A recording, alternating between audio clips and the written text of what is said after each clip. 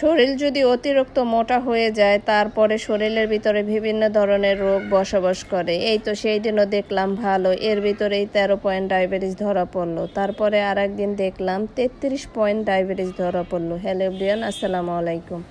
আপনাদের সাথে আজকে ইম্পর্টেন্ট স্পেশাল একটি ভিডিও শেয়ার করব। তো জানতে হলে সম্পূর্ণ ভিডিওটি সবাইকে দেখার অনুরোধ রইল।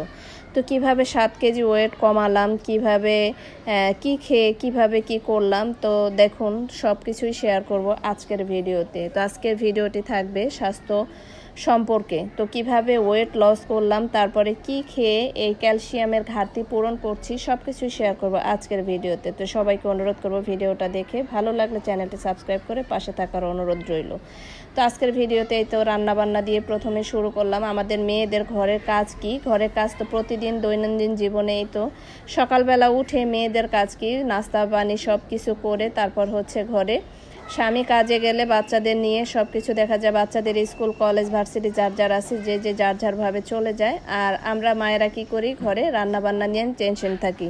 রাত হলেই টেনশন শুরু হয়ে যায় যে ঘরে সকালবেলা কি কি রান্না হবে, কি কি দুপুরে খাবার দাবার ঘরের মানুষকে দেয়া যাবে। এ হচ্ছে মায়ের চিন্তা ভাবনা। তো এই তো মায়ের চিন্তা ভাবনা থেকে শুরু করলাম। আজকে হচ্ছে রান্না করব, তেলাপিয়া মাছ ভুনা করব। আর হচ্ছে যেহেতু আমি একটু যেহেতু একটু ওয়েট লস করতেছি, খাবার দাবার আমি খুব মেনটেন করে খাই। হয়তো বা এই পেঁপের সবজিটা মুখে ভালো লাগে না, কিন্তু স্বাস্থ্যের জন্য অনেক উপকারী একটি খাবার। যাদের ফ্যাটি লিভার আছে আপনারা কিন্তু সবাই চেষ্টা করবেন জালি পেঁপে লাউ এইসব খাবার খাওয়ার জন্য। তো এখানে আমি একটা টমেটো সস খাওয়া শেষ, এই জারটা নিয়ে নিয়েছি। এই জারটার ভিতরে আমি এখানে মধু নিয়েছি। তো আমার যে স্বাস্থ্য মানে আমি যে ওয়েট লস করতেছি, কিন্তু আমি যাতে দুর্বল না হয়ে যাই, আমার শরীর যাতে একেবারে উইক না হয়ে যায়, এই জন্য আমি কি কি খাই সেটা আপনাদের সাথে আজকে শেয়ার করব। কিভাবে আমি 7 কেজি ওয়েট লস করলাম মাত্র 3 মাসে।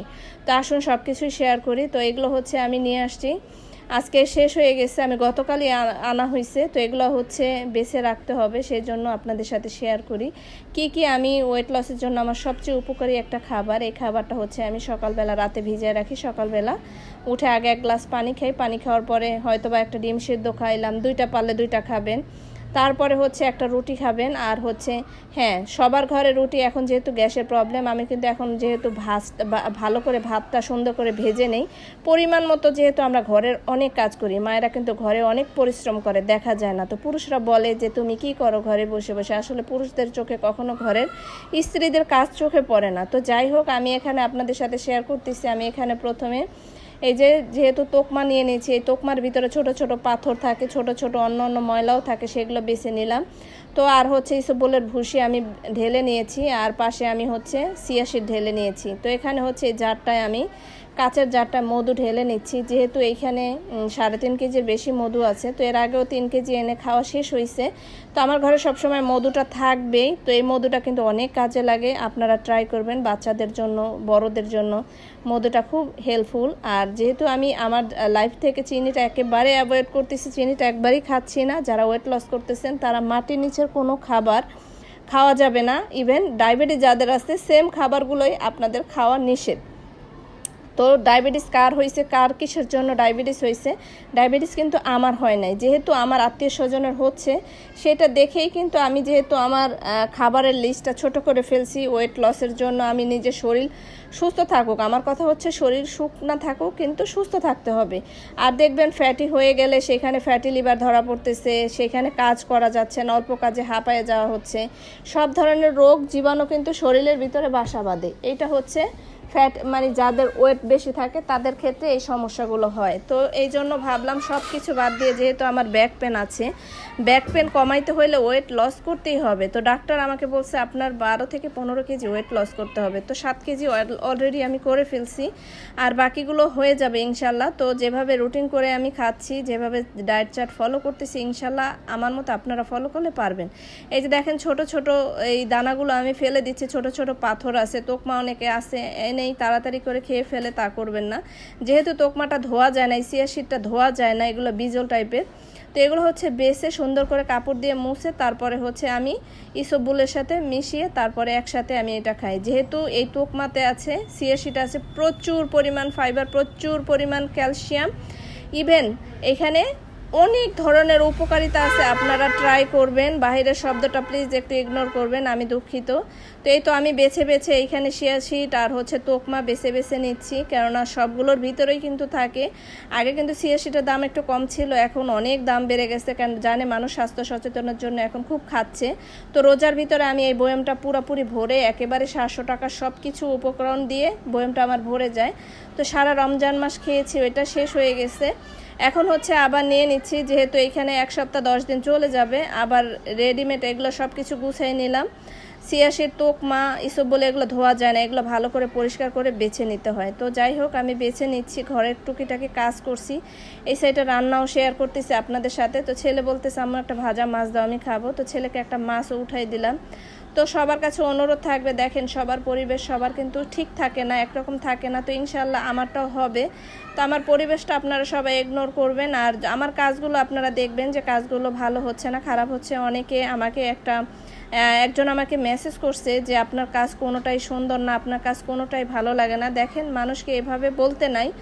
মানুষ কিন্তু সবাই কিন্তু এক সমান থাকে না, মানুষের পরিস্থিতি সবসময় এক থাকে না। মানুষ কিন্তু দাঁড়ানোর জন্য অনেক চেষ্টা করে, কারো না কারো পিছনে ধরে দাঁড়াইতে চায়। তো এইটা হচ্ছে মানুষের গুণ, যে একজনেরটা দেখে আরেকজন শিখতে চায়, একজনেরটা দেখে আরেকজন করতে চায়। তো আমিও তার ব্যতিক্রম না, আমিও শিখতে চাই, আমিও করতে চাই। তো সবার কাছে অনুরোধ থাকবে, কেউ কটূক্তি করে কোনো কথা বলবেন না। তো আপনারা চেয়েছেন আপনার নিজের ব্লগ দেন, আপনার নিজের কথা দিয়ে, আপনার নিজের কাজ দিয়ে আপনার ব্লগ শেয়ার করেন। তো আমি এই তো দেখি আপনারা কতটুকু অ্যাপ্রিশিয়েট করেন। এই তো আমি টমেটো দিয়ে মাছটা আমি ভুনা করে নেব, যেহেতু পেঁয়াজ একটু আদা রসুন বাটা দিয়ে আমি মশলাটা সুন্দর করে কষিয়ে নিচ্ছি। তো এখানে সব মশলা একটু একটু করে দিয়ে দিব, আর হচ্ছে আপনাদের সাথে বাকি কাজগুলো শেয়ার করব। দেখেন, যারা গৃহিণী মায়েদের কষ্টের কোনো শেষ নাই, কিন্তু এই কষ্টগুলো আসলে না সবাই বুঝে না, সবাই বুঝতে চায়ও না। এই যে আমাদের মতো মায়েদের দেখেন, আমরা কিন্তু ভিতরে অনেক রোগ বালাইয়ের সাথে যুদ্ধ করি। আমরা কি কখনো নিজের শরীরের খেয়াল রাখি বলেন? রাখি না। সবার খেয়াল কিন্তু আমরা রাখি, কিন্তু নিজের শরীরের খেয়ালটাই নিজে রাখি না। এইটা হচ্ছে আমাদের সমস্যা। তো আমি সকল মায়েদের রিকোয়েস্ট করব, নিজের প্রতিও একটু খেয়াল রাখতে হবে, কেননা বিছানায় পড়ে থাকলে কেউ আমরা কারো না, যতই সন্তান যত কিছুই বলেন না কেন, এগুলা কেউ কারো না। আপনারা একবার ট্রাই করে দেখবেন, একটু বিছানায় পড়ে, আত্মীয় স্বজন বলেন, ছেলে সন্তান বলেন, বেশি দিন বিছানায় থাকলে কিন্তু এইটাই হয়। তো যেটা আমার ক্ষেত্রে হচ্ছে, আমি যেটা বুঝতেছি, এর আগে থেকে নিজের পদক্ষেপ নিজে নিচ্ছি, যে না, নিজেকে কিছু করতে হবে। আমি অসুস্থ বলে আমি কি সবার কাছে কি নিজেকে একেবারে ছোট করে ফেলবো, সবার কথা শুনবো? না, আমি নিজে দাঁড়াবই। তো আমি সেই চেষ্টা থেকে শুরু করেছি, নিজের যুদ্ধ নিজে করতেছি। দোয়া করবেন সবাই, আমি যাতে আমার কাজ দিয়ে আমি যাতে সব কিছু করতে পারি। এই তো দেখেন, আমার মশলাটা কষানো শেষ। এখন হচ্ছে আমি এই যে মাছগুলো দিয়ে দিলাম। তো তারপরে হচ্ছে আমি ঝোলটা দিয়ে দেবো। আমি আবার যাব ডাক্তারের কাছে। আমার এক ভাবির ডায়াবেটিস টেস্ট করতে গেছে, হঠাৎ করে তার 13 পয়েন্ট ডায়াবেটিস এসে পড়ছে। তো খালি পেটেও পরীক্ষা করছে, ভরা পেটেও করছে, তার ডায়াবেটিস হাই লেভেলের। এই জন্য আমি আবার এখন যাব তাকে নিয়ে। দোয়া করবেন তার জন্য। ভালো থাকবেন, আল্লাহ হাফিজ।